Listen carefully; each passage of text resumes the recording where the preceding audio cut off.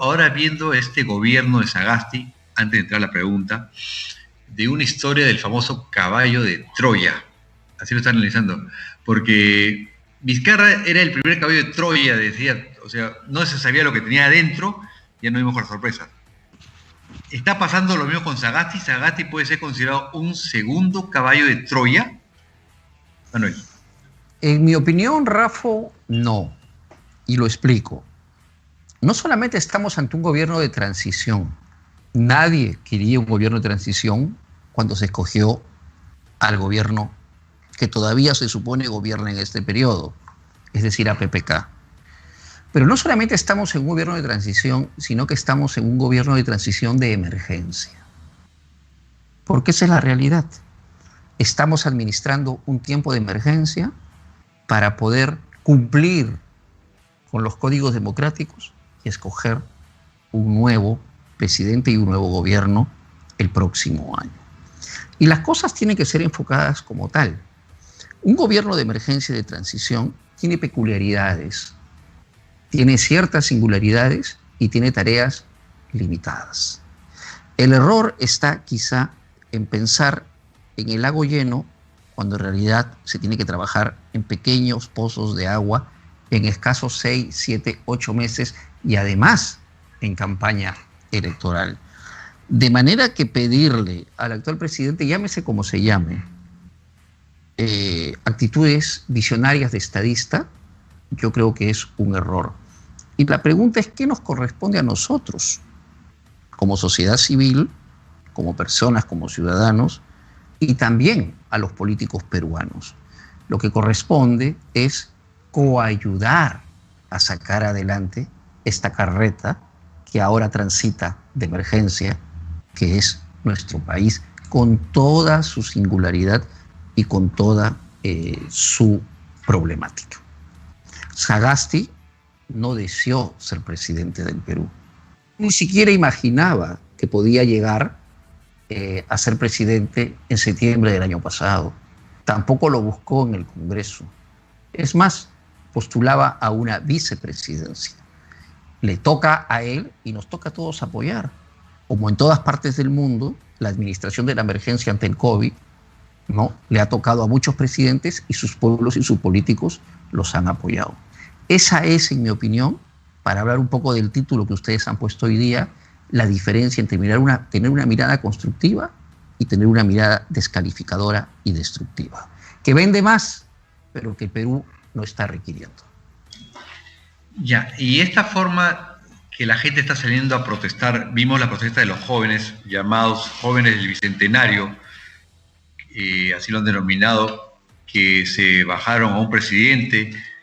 Lamentablemente hubo muertes de 2 jóvenes y esto provocó ya la renuncia del señor Merino Elama y ha asumido Sagasti, pero las protestas del sur, ahora es el norte y el centro, no se las esperaba por el tema del paro agrario, reforma agraria, y esto se suma, creo que a un mal manejo, una mala decisión en torno a la policía, al nombramiento del ministro del Interior. ¿A qué juegan las calles? ¿A qué juega el autoritarismo de la calle ante esta protesta? Si quieren tumbar a este gobierno, ¿cómo lo es? Yo sé que una protesta es democrática, viene dentro del juego político, que a veces las protestas son necesarias para exigir esas cosas cuando un gobierno no lo cumple, pero ¿parece que hay algo detrás de esto, Manuel? Tú como analista visionario o tratar de ser un poco pitonizo, igual que yo, ¿en qué se le podría venir en el futuro a esto o los próximos gobiernos con tanta protesta? Porque ahora se protesta por todo, ¿eh?, por si acaso, y a todos en caso. Es un poco singular, llamativo y hasta extraño que de pronto la gente se levante justo cuando hay un nuevo gobierno, ¿no? Es pintoresco, por decirlo de alguna manera. Y yo creo que no hay que mirarlo en términos estrictamente coyunturales. La gente está fastidiada, indignada, tiene rabia, tiene fastidio, tiene ganas de salir a protestar y de pedir fórmulas diferentes y maneras diferentes de hacer política desde hace muchísimo tiempo. Y lo que está indignando a la gente es la desigualdad. la diferencia de trato y la omisión. Vayamos a Ica. Ica puede haber un error en lo que yo digo, quizá la región peruana con más proyección para los próximos 50 años. No ha hecho más que subir y subir y subir y subir y subir su capacidad de producción de ingresos. Ica es además una región que se jacta de no tener desempleo. El problema, Rafael, es que el Estado peruano hace ya mucho tiempo ha abandonado su rol regulador y tutor de un libre mercado social y se ha convertido en un mercantilismo.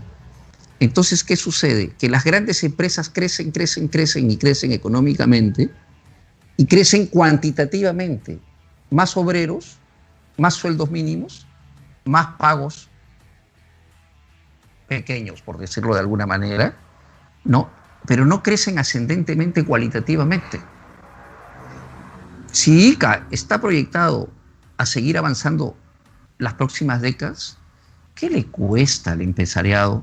Que por cierto, Rafael, no es peruano, ¿eh? Gran parte del campo de Ica es chileno. Que esté a nombres de empresas que han domiciliado en el Perú y que han nacido en el Perú es distinto. Pero muchas de esas tierras son de capitales chilenos. ¿Qué les cuesta crecer con los empleados? En Italia, por ejemplo, los agricultores del vino tienen un conjunto de regalías, tienen educación, tienen capacitación, etcétera, etcétera. En Chile, por decirlo de otra manera, los jornaleros que trabajan solamente en la siembra y en la cosecha tienen derecho a volver subcontratados años después. Entonces, la gente se proyecta ganando 1.000 soles, o 900 o 1.100, para los próximos 35 años de vida, con un agotamiento físico impresionante, sí, porque es un trabajo extenuante. Se despiertan a las 4 de la mañana, llegan a su casa a las 9, 10 de la noche. Y yo pregunto, Rafa, ¿qué ha hecho el Estado, qué ha hecho la región y qué han hecho los empresarios por ellos? O sea, en terrenos tan grandes de campo, ¿qué les cuesta destinar 1 hectárea para un club recreacional para los hijos de los trabajadores? ¿Qué les cuesta poner escuelas? ¿Qué les cuesta poner postas médicas de gente que va a estar enferma, muscularmente enferma, porque hacen un trabajo que completamente físico, quizá incluso más fuerte y más complicado que el de un albañil? Entonces se genera una disociación, una desigualdad absurda. Los grandes empresarios acumulan más riqueza y, de acuerdo, crecen extensivamente, pero con más mano de obra barata y dejando de lado, ¿no?, el servicio social. Se supone, Rafael, que en una sociedad democrática y libre, la economía tiene que ir de la mano con el desarrollo social.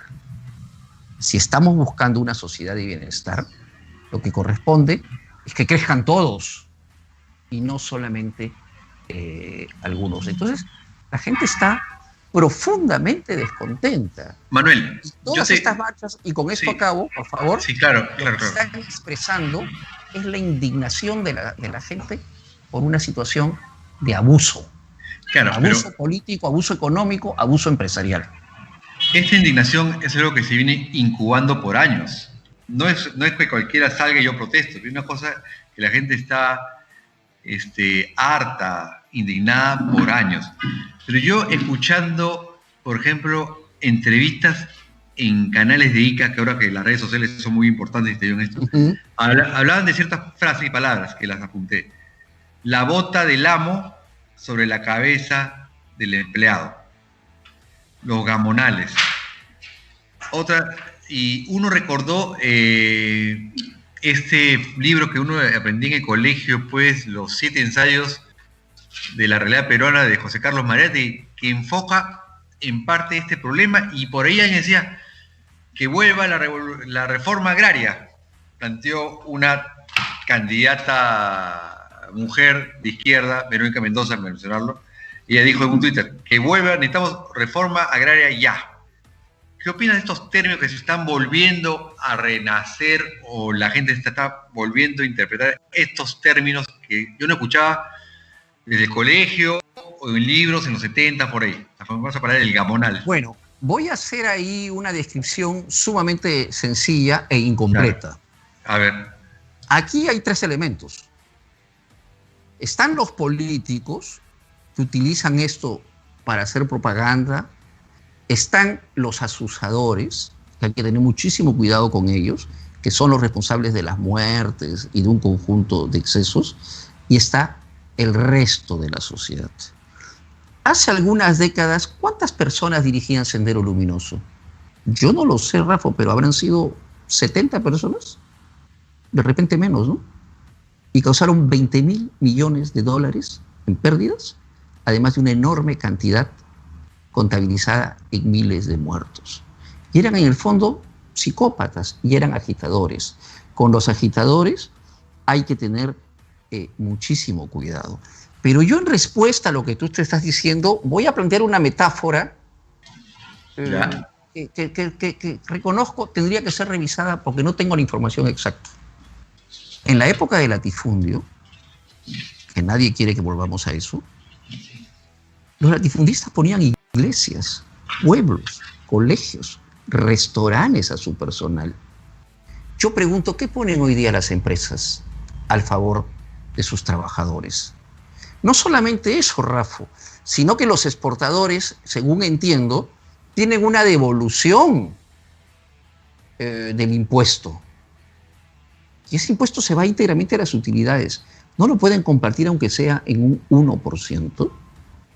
Entonces, la gente está indignada porque en esto sí, yo lo entiendo, y la expresión es un poco fuerte, no me pongas al lado de Mendoza y nada de eso porque yo no tengo nada que ver con eso, porque esto es una nueva forma de esclavismo.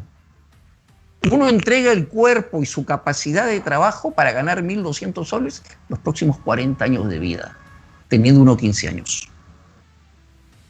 ¿Y eso a dónde os conduce? A nada. ¿Y qué pasa con los hijos? ¿Y qué pasa con las familias? ¿Y qué pasa con la jubilación? ¿Qué AFP van a dar si tributan 3 soles? Eso es un absurdo. Y eso es responsabilidad, 1, del Estado peruano, 2, de la región, y 3, de un enfoque equivocado de lo que es un desarrollo. Crecer no es solamente acumular dinero. Crecer es generar desarrollo. Y eso es lo que no está pasando en Ica, por lo menos con los agricultores. Entonces es muy fácil levantarlos. Por eso es que se da en Ica, se da al norte y casi se dio en Pasco. He escuchado las noticias ahora que felizmente han liberado la carretera. Y el daño, repito lo de Sendero, 50 o 70 personas que dirigían Sendero Luminoso, puede ser atroz, absolutamente atroz. Entonces hay que tener cuidado, pero ese cuidado hay que tratarlo con sensibilidad, con escucha y con respeto. Claro, porque cuando se inicia Sendero, uno que ha estudiado ese tema también de Sendero, se inicia porque la gente estaba cansada de algo. Uno empieza una revolución porque está cansada de algo. Algo le está presionando y en un momento estalle y tiene que la manera de buscarlo. Pero un gobierno como el que tenemos, o cualquier otro gobierno que podamos tener, sitiado por protestas por el sur, por el norte, temas sociales, una policía que no quiere operar, porque por ejemplo en Ica había una instrucción de la policía donde han dicho que no actuemos, le dijeron a la policía, porque puede haber un muerto.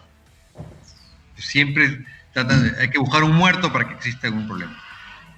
Un gobierno puede actuar en tantos frentes al mismo tiempo, le da las manos para actuar o le da la cabeza para pensar.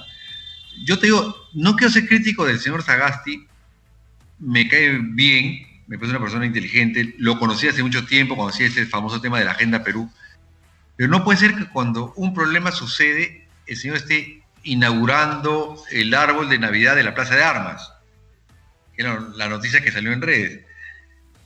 Y de este tema no se escuchó nada, esperando que el cambio de ministro del Interior que hubo.